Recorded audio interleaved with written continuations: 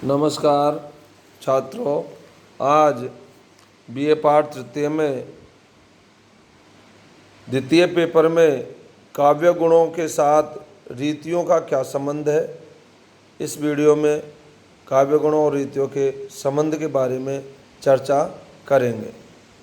वामनाचार्य जी ने रीति को विशिष्ट पदरचना कहा है। उसमें विशिष्टता का प्रतिपादन करते हुए गुण को काव्य का मुख्य तत्व कहा है। विशेषो गुणात्मा अर्थात रचना में माधुर्य आदि गुणों का समावेश हो, उसकी विशेषता है और वही विशेषता रीति कहलाती है। वामनाचार्य ने गुणों के महत्व का स्पष्टतः प्रतिपादित करते हुए बताया है कि उसके अभाव में काव्य का काव्यत्व नहीं निखरता है। गुण ही अपनी असीमितता में काव्य में औदात्य का संचार करते हैं। इस तरह वामन ने कहा, काव्य सौंदर्य को विशेष महत्व दिया है। उन्होंने गुण का यह लक्षण दिया है, काव्य शोभाया कर्तारो धर्म गुण, अर्थात काव्य शोभा या काव्य सौंदर्य को करने वाले धर्म गुण हैं। ये काव्यात्म तत्व पर आश्रित रहते हैं।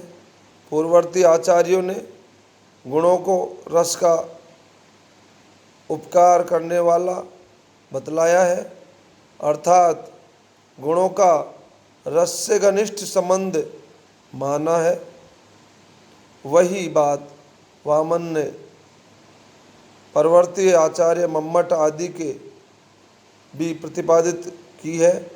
रस या ध्वनि को काव्य की आत्मा मानने वाले आचार्य गुणों को रस का धर्म मानते हैं।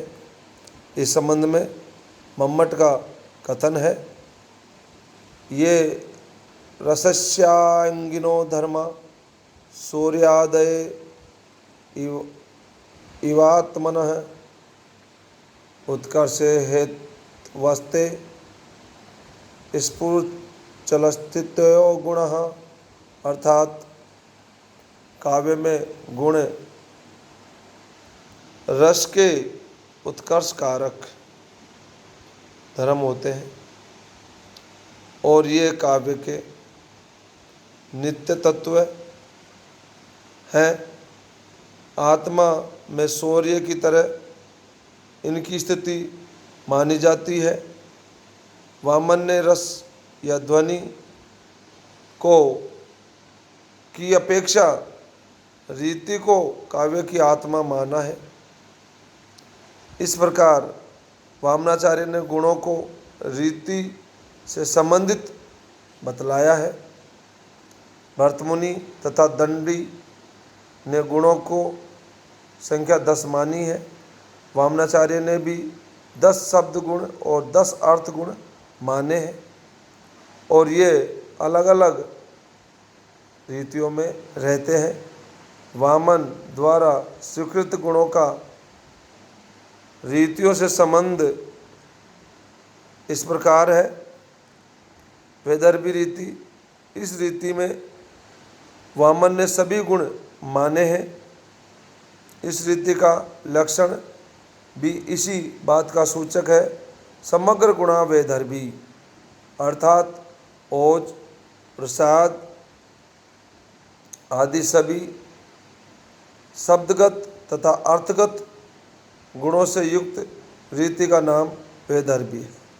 इसके बाद गौड़ी रीति, वामन ने इस रीति से संबंधित 2 ही गुण बतलाए हैं, वे हैं ओज और कांति नामक गुण। क्योंकि गौड़ी रीति में माधुर्य और सौकुमार्य का अभाव होता है, तथा समासाधिक्य रहता है। वामन का कथन द्रष्टव्य है।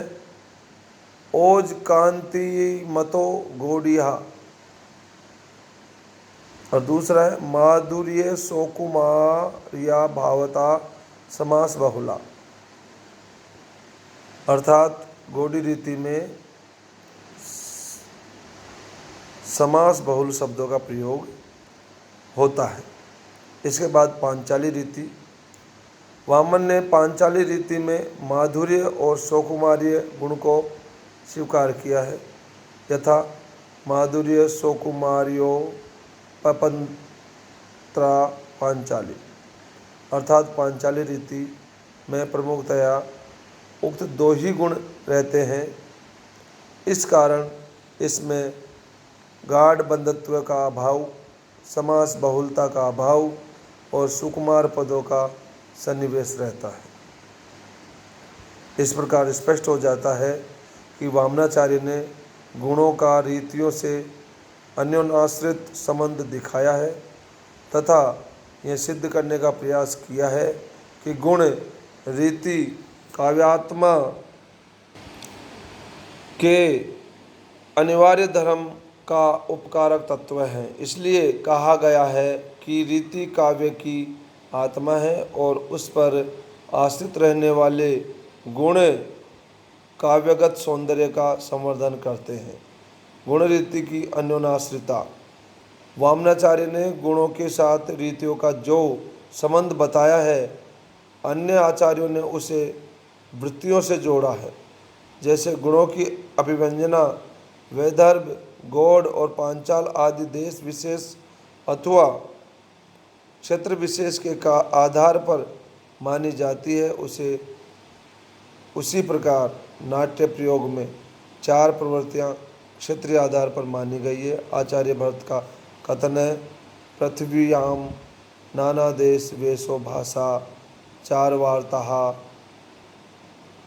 खयापयतिथि प्रवृत्ति है, अर्थात पृथ्वी के नाना देशों की वेशभूषा, भाषा तथा आचार की वार्ता को प्रकट करने वाली रीति को प्रवृत्ति कहते हैं। यह प्रवृत्ति चार प्रकार की होती है। चतुर्विद्या प्रवृत्तिश्च प्रोक्ता नाट्य प्रयोगतः अवंती दक्षिणात्य च पांचाली चौगमागधी, अर्थात अवंती मध्य देश की, दक्षिणात्या दक्षिण भूभाग की, पांचाली पश्चिमी प्रदेश की तथा ओड्रमागधी पूर्व क्षेत्र की। इन प्रवृत्तियों को अन्य आचार्यों ने कृतियाँ कहा है तथा इनके नाम ये दिए हैं: मधुरा, वरुषा, कोमला एवं ग्राम्य। रीतियाँ सर्वमान्य तीन हैं: वैदर्भी, गौड़ी, पांचाली स्वरूप भेद से वृत्तियाँ भी तीन प्रकार की मानी गई है, जो इस प्रकार रहती है: माधुर्य गुण के अनुरूप वैदर्भी रीति या मधुरा वृत्ति, ओज गुण के अनुरूप गौड़ी रीति या परुषा वृत्ति तथा प्रसाद गुण के अनुरूप पांचाली रीति या कोमला वृत्ति। इस प्रकार इनमें व्यंजकता की स्थिति मानी जाती है और इनका प्रयोग रस के अनुसार किया जाता है। अतः इस विवेचन से स्पष्ट हो जाता है कि काव्य में गुणों का रीतियों एवं वृत्तियों से घनिष्ठ संबंध है। यह अन्योन्याश्रय है। वृत्तियों से इनका एकार्थ संबंध है। रीतियों या वृत्तियों के उचित प्रयोग से ही गुणों का उत्कर्ष तथा अभिव्यंजना होती है। धन्यवाद।